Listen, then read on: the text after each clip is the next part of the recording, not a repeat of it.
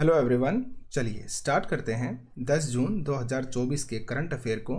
इनकी जो पीडीएफ है वो आपको टेलीग्राम ग्रुप में मिल जाएगी और टेलीग्राम ग्रुप का जो लिंक है वो आपको इस वीडियो के डिस्क्रिप्शन में मिलेगा, जहां से आप ज्वाइन कर सकते हैं। अगर आप करंट अफेयर को एक डेली टेस्ट के रूप में देना चाहते हैं तो आप एप्लीकेशन को डाउनलोड कीजिए। फाउंडेशन क्लासेस बाय अमित के नाम से एप्लीकेशन है और इसका लिंक भी आपको इस वीडियो के डिस्क्रिप्शन में मिलेगा, जहाँ से आप जो डेली करंट अफेयर के टेस्ट होते हैं उनको एक टेस्ट के फॉर्म में दे पाएंगे। हाल ही में पीएनबी मेटलाइफ के सीईओ नियुक्त किए गए हैं। विजय गोयल, समीर बंसल, आशीष श्रीवास्तव या फिर संजीव जैन। यह आपके लिए आज का क्वेश्चन है और इसका जो आंसर है वो आपको कमेंट सेक्शन में कमेंट करके बताना है। और प्लीज़ अगर आपको वीडियो अच्छी लगती है तो वीडियो को लाइक किया कीजिए, शेयर किया कीजिए और अगर चैनल को सब्सक्राइब नहीं किया है तो प्लीज़ चैनल को सब्सक्राइब कीजिए। हमारा फर्स्ट क्वेश्चन है, अंतर्राष्ट्रीय अभिलेख दिवस या फिर अभिलेखागार दिवस, अभिलेख भी बोल देते हैं, और अभिलेखागार दिवस कब मनाया जाता है? 8 जून, 9 जून, 10 जून या फिर 7 जून को? इसका जो करेक्ट आपका आंसर आएगा, आंसर नंबर आपका बी हो जाएगा 9 जून को। अभिलेख के बारे में आप अच्छे से जानते हैं, आपके जो आर्कीव होते हैं उनके बारे में। अंतर्राष्ट्रीय अभिलेख दिवस कब मनाया जाता है? 9 जून को, याद रखेंगे आप। एक बार फटाफट से हम रिवीजन कर लेते हैं। विश्व दुग्ध दिवस आपका 1 जून को, वैश्विक माता पिता दिवस 1 जून, तेलंगाना राज्य का स्थापना दिवस आपका 2 जून को। 2014 को आपका तेलंगाना अलग हुआ था आंध्र प्रदेश से, ठीक है। विश्व साइकिल दिवस 3 जून को, आक्रामकता के शिकार बच्चों का दिवस 4 जून, विश्व पर्यावरण दिवस 5 जून को। इसके लिए थीम है land restoration, desertification and draught resilience, यानी कि भूमि पुनर्स्थापन, मरुस्थलीकरण और सूखे से लचीलेपन के ऊपर। विश्व रूसी भाषा दिवस 6 जून को, अंतर्राष्ट्रीय लेवल क्रॉसिंग जागरूकता दिवस आपका 6 जून, विश्व कीट दिवस 7 जून को और वर्ल्ड फूड सेफ्टी डे आपका 7 जून। इसके लिए जो थीम है आपकी मोस्ट इंपोर्टेंट है, याद रखिएगा। थीम है food safety, prepare for the unexpected, याद रखना आपको, ठीक है। आगे बढ़ते हैं। बिसलरी लिमोनाटा के ब्रांड एम्बेसडर हाल ही में कौन बने हैं? बिसलरी लिमोनाटा के ब्रांड एम्बेसडर हाल ही में कौन बने हैं? सलमान खान, इमरान हाशमी, आदित्य रॉय कपूर या फिर टाइगर श्रॉफ? तो इसके लिए जो आपका करेक्ट आंसर आएगा, आंसर नंबर सी हो जाएगा। आदित्य रॉय कपूर को हाल ही में बिसलरी लिमोनाटा का क्या बनाया गया है? ब्रांड एम्बेसडर बनाया गया है। आप इमेज के अंदर देख सकते हैं। साथ में आपको याद रखना है स्लाइस की ब्रांड एम्बेसडर कौन बनी है अभी? नयनतारा जी। मसाला ब्रांड केपीजी के करीना कपूर। बिसलरी या फिर हुंडई जो मोटर है, गाड़ी है, गाड़ियों की जो कंपनी है, उसके लिए दीपिका पादुकोण बनी है। चेन्नई सुपर किंग्स जो टीम है उसके लिए कैटरीना कैफ। बीपीसीएल के जो स्पीड पेट्रोल है उसके लिए नीरज चोपड़ा बने हैं। और तंबाकू नियंत्रण, और हाल ही में हमने कल ही क्वेश्चन किया था, बेटर न्यूट्रिशन के लिए जो ब्रांड एम्बेसडर बनी है पीवी सिंधु बनी है। तो आप याद रखिएगा। हाल ही में ईएसआईसी यानी कि एम्प्लॉयज स्टेट इंश्योरेंस कॉरपोरेशन के महानिदेशक का पदभार किसने संभाला है? ऑप्शंस हैं कमलकांत, कमल किशोर सोन, संजीव जैन या फिर राजीव साहू। तो इसका जो करेक्ट आपका आंसर आएगा, आंसर नंबर बी हो जाएगा, कमल किशोर सोन, याद रखेंगे आप। अगर हम संजीव जैन के बारे में बात करें तो आपको याद होगा विप्रो के सीईओ, विप्रो के सीओओ चीफ ऑपरेटिंग ऑफिसर आपके बने थे संजीव जैन। साथ में याद रखेंगे आप कि हाल ही में लोकपाल का सचिव किसे नियुक्त किया गया? प्रदीप कुमार त्रिपाठी को। संजीव जैन विप्रो के सीओओ बने हैं, चीफ ऑपरेटिंग ऑफिसर। और एसएससी के अध्यक्ष कौन बने हैं आपके? आईएएस राकेश रंजन। और सीमा प्रबंधन विभाग में सचिव कौन बने हैं? आईएएस राजेंद्र कुमार। और एसबीआई चेन्नई के मुख्य महाप्रबंधक यानी कि चीफ जनरल मैनेजर कौन बने हैं? सुमित फक्का जी, याद रखें आप। राष्ट्रीय मानवाधिकार आयोग यानी कि एनएचआरसी ने नाट प्रथा, जिसे हम नाता प्रथा भी बोल देते हैं, नाता प्रथा भी इसको बोलते हैं, कि विरोध में किन राज्यों को नोटिस जारी किया है? ऑप्शन है आपके उत्तर प्रदेश, मध्य प्रदेश, राजस्थान, उपयुक्त सभी। तो इसका जो करेक्ट आपका आंसर आएगा, आंसर नंबर आपका डी होगा, उपयुक्त सभी को। तो एक्चुअल में आपके 4 राज्य हैं, एक उत्तर प्रदेश हो गया, एक मध्य प्रदेश है, एक आपका राजस्थान है और एक आपका गुजरात है। इन 4 राज्यों को नाट जो प्रथा होती है उसके विरोध में नोटिस जारी किया है राष्ट्रीय मानवाधिकार आयोग ने। अब एक्चुअल में मामला क्या था? तो 2020 का एक मामला है। तो उसके अंदर हुआ क्या था कि एक पिता ने अपनी बेटी को 2.5 लाख के अंदर बेच दिया था, ठीक है। और उससे कुछ समय बाद जो उसकी बेटी है उसने जहर खा के अपनी आत्महत्या कर ली थी, यानी कि सुसाइड कर लिया था। तो इस वजह से ये जो मामला है ये नोटिस में आया था। अभी नाट प्रथा होती क्या है? तो इसके अंदर एक्चुअल में क्या होता है ना, एक प्रथा है, बहुत पुरानी प्रथा है। तो इसमें है ना स्टॉम्प पेपर के ऊपर क्या करते हैं, साइन वगैरह करवा के जो लड़की होती है, लड़की को बेच दिया जाता है एक तरीके से, ठीक है। तो आपकी नाट प्रथा है, उनकी मर्जी के बिना उनको बेच दिया जाता है।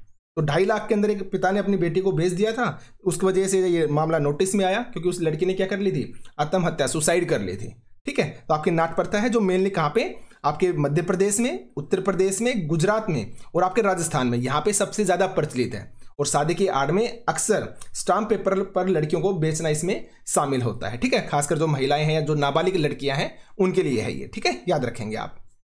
हाल ही में नागी व नकटी पक्षी अभ्यारण्य को रामस्थल घोषित किया गया है। ये किस राज्य में स्थित है? आपने पढ़ा हो ना रामसर स्थल, तो वो घोषित किया गया है। तो मध्य प्रदेश में है, ये राजस्थान में है, बिहार में या फिर उत्तर प्रदेश के अंदर। तो इसका जो करेक्ट आपका आंसर आएगा, आंसर नंबर सी होगा, ये बिहार के अंदर है। और आप याद रखेंगे जो नागी नकटी पक्षी अभ्यारण्य है, ये तो 81वां नंबर का बनाया आपका, 81वें का नंबर का आपका रामसर स्थल बना है। और अगर नकटी पक्षी अभ्यारण्य के बारे में बात करें तो ये आपके 82वें नंबर का। यानी कि आपको याद रखना है, भारत के अंदर टोटल अगर आपसे रामसर स्थल पूछे जाएं तो आपके 82 हो गए हैं, टोटल 82 हो गए हैं। और सबसे ज्यादा कहां पे हैं? आपके तमिलनाडु के अंदर 16। और उसके बाद अगर पूछा जाए तो यूपी में है आपके 10, ठीक है, ये भी आप याद रख सकते हो। और आपके टोटल अब 82 हो गए हैं। 81वें का नंबर का बना है नागी पक्षी अभ्यारण्य जो बिहार में है, बिहार के जमुई जिले के अंदर। और जो नकटी पक्षी अभ्यारण्य ये 82वें नंबर का बना है, ये भी बिहार के जमुई जिले में ही है। तो दोनों के बारे में आप ये चीजें याद रख सकते हो, दोनों बिहार के जमुई जिले में पड़ते हैं, याद रखना है आपको अच्छे से। नागी आपके 81वें नंबर का है और नकटी आपके 82वें नंबर का है, ठीक है। और अगर पूछा जाए कि आप विश्व के अंदर सबसे ज्यादा कहां पे है, तो देखिए यूनाइटेड किंगडम के अंदर, यूके के अंदर आपके 175 है टोटल। और सेकंड नंबर पे मैक्सिको में है 144, ये भी आप याद रख सकते हैं। और भारत और चीन दोनों में ही 82 हैं, यानी भारत में तो 82 अभी हुए हैं, उससे पहले चीन में थे। तो भारत और चीन दोनों में ही आपके 82 हैं फिलहाल में। तो ये दोनों देश मिलकर तो आपके 3rd नंबर पे आएंगे। और अगर आपसे पूछा जाए विश्व आर्द्र भूमि दिवस कब मनाया जाता है, तो आप बताएंगे 2 फरवरी को, ठीक है। तो ये इंफॉर्मेशन आप इसके बारे में याद रख सकते हैं। हाल ही में संयुक्त राष्ट्र परिषद के अस्थायी सदस्य के रूप में किसे चुना गया है? तो आपको अच्छे से पता है, संयुक्त राष्ट्र के अंदर आपके 15 सदस्य होते हैं टोटल, और 15 में से आपके 5 तो होते हैं स्थायी, और आपके 10 क्या होते हैं? आपके अस्थायी होते हैं, है ना। तो 5 तो स्थायी कौन कौन से होते हैं? आपके संयुक्त राज्य अमेरिका यानी कि यूएसए, यूके यानी कि यूनाइटेड किंगडम होता है, उसके बाद आपका फ्रांस आता है, ठीक है, एक आपका रसिया होता है, और एक क्या होता है आपका चाइना। तो ये तो आ जाते हैं आपके स्थायी के अंदर। और 10 आपके जो अस्थायी होते हैं वो प्रत्येक 2 साल के लिए चुने जाते हैं, यानी कि एक देश आपका 2 साल के लिए चुना जाता है, ठीक है। तो इसके लिए अस्थायी सदस्य के रूप में किसको चुना गया है, ये पूछा गया है। तो पाकिस्तान, सोमालिया, डेनमार्क या फिर उपरोक्त सभी। तो इसका जो करेक्ट आंसर आएगा, आंसर नंबर डी होगा। तो एक्चुअल में टोटल आपके 5 देश चुने गए हैं। कौन कौन? पाकिस्तान हो गया, सोमालिया हो गया, डेनमार्क हो गया, साथ में पनामा, याद रखेंगे आप, पनामा, और एक हो गया आपका यूनान, इसे आप ग्रीस भी बोलते हैं, ठीक है। तो ये जो 5 देश हैं ये आपके अस्थायी सदस्य के रूप में चुने गए हैं। उनकी जो सदस्यता जो लागू होगी वो 1 जनवरी 2025 से होगी, ये भी याद रखना आप। कब से लागू होगी? 1 जनवरी 2025 से जो इनकी सदस्यता है वो स्टार्ट हो जाएगी, याद रखिएगा, ठीक है। चलिए आगे बढ़ते हैं। तीरंदाजी एशिया कप 2024 के चरण 3 में एकमात्र भारतीय स्वर्ण पदक विजेता कौन बनी है? ऑप्शन आपके रानी जयसवाल, अनमोल रॉय, प्रतिभा सिंह या फिर कुमुद सैनी। तो इसका जो करेक्ट आपका आंसर आएगा, आंसर नंबर डी आएगा भाई, कुमुद सैनी। तो देखिए जो आपकी प्रतियोगिता है ये हुई कहां पे थी?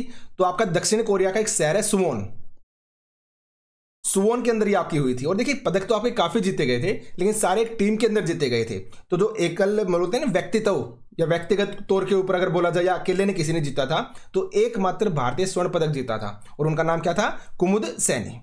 बस इतना ही आपको इसके बारे में याद रखना है, ठीक है। ये कुमुद सैनी है, आप इमेज के अंदर देख सकते हैं।